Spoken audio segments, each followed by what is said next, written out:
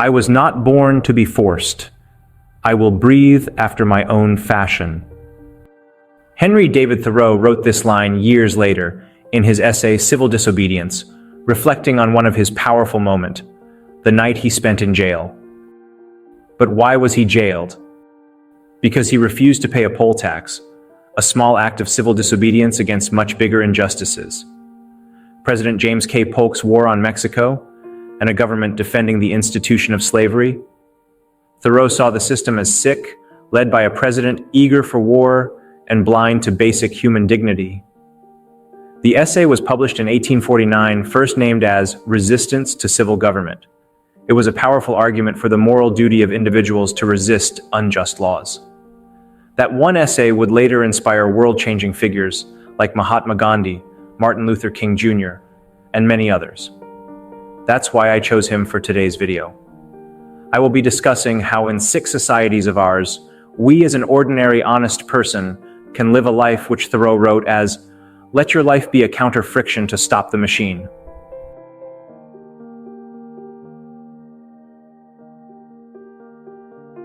Thoreau believed that truth is not decided by the crowd, and that what is right doesn't need majority approval.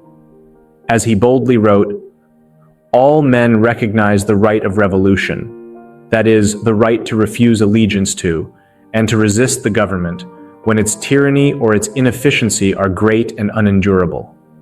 In simple terms, when a government becomes unjust, when it starts crushing human dignity or defending evil, people not only have the right to resist, they have the duty to. For Thoreau, conscience must come before compliance. A person's moral compass matters more than the laws passed by passive majorities. He wrote, "A minority is powerless while it conforms to the majority.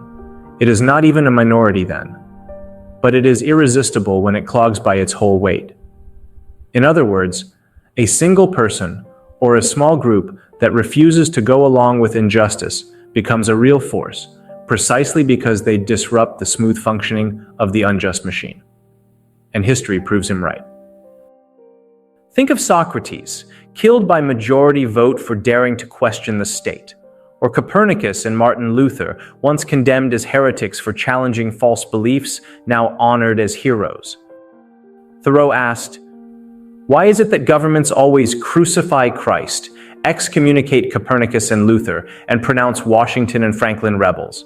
Because conscience often comes before the crowd, and when it does, it changes the world." Dr. Martin Luther King Jr., inspired directly by Thoreau, wrote, "One has not only a legal but a moral responsibility to obey just laws. Conversely, one has a moral responsibility to disobey unjust laws." Thoreau insisted on a resistance by a single person, as many just do not resist thinking how one man can bring any change. He wrote, "Any man more right than his neighbors constitutes a majority of one already.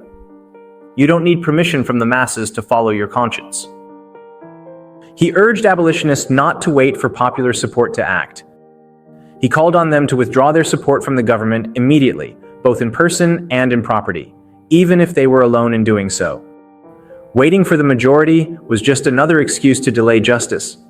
So, when the crowd is blind, let your conscience be your guide. One person standing tall can still cast a long shadow and shake the very foundations of injustice and the disease which is rotting our society, which I am going to discuss now.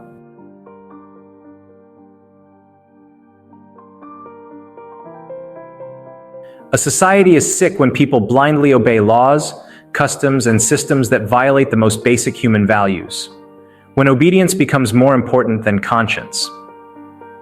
In his time, America was gripped by two major evils: slavery and an aggressive, unjust war against Mexico. Thoreau was outraged that most citizens either supported these injustices or, worse, stayed silent. He pointed out that the Mexican-American War wasn't waged by the will of the people, but by a few powerful men who used the government as a weapon. A handful of elites drove the country into war and deeper into slavery, while the masses looked the other way. That silence, that conformity, was the disease. Thoreau saw the symptoms everywhere. "People," he said, "eat, drink, marry, as their fathers did, living life without ever questioning whether their actions are just. They simply follow. And in following, they lose their moral compass. He wrote one of his most striking lines: "It is no measure of health to be well adjusted to a profoundly sick society." Think about that. Just because something is legal, common, or accepted doesn't make it right. In fact, Thoreau warned that when unjust laws become normal, conformity itself becomes a form of violence. He believed most governments are inefficient at best and harmful at worst. The stronger the government, he argued, the weaker the soul of the society it governs. That's why he embraced the motto, that government is best which governs least. And even added, when men are prepared for it, that will be the kind of government which governs not at all. In other words, a mature, moral society shouldn't need to be controlled. It should guide itself by conscience. And history offers plenty of examples of this sickness.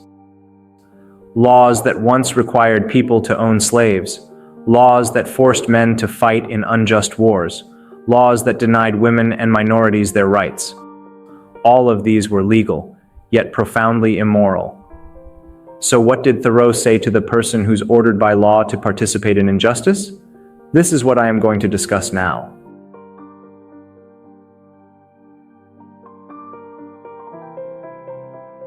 If law requires you to be the agent of injustice to another, then, I say, break the law. Thoreau didn't just preach this line, he lived it. His most famous work, Walden, was written in the woods when he started living away from the cities. In 1846, he refused to pay a poll tax to policemen. He was jailed for a single night, but he wore that jail time like a badge of honor. According to legend, when Emerson asked him, "What are you doing in there?" Thoreau replied, "Waldo, the question is, what are you doing out there?"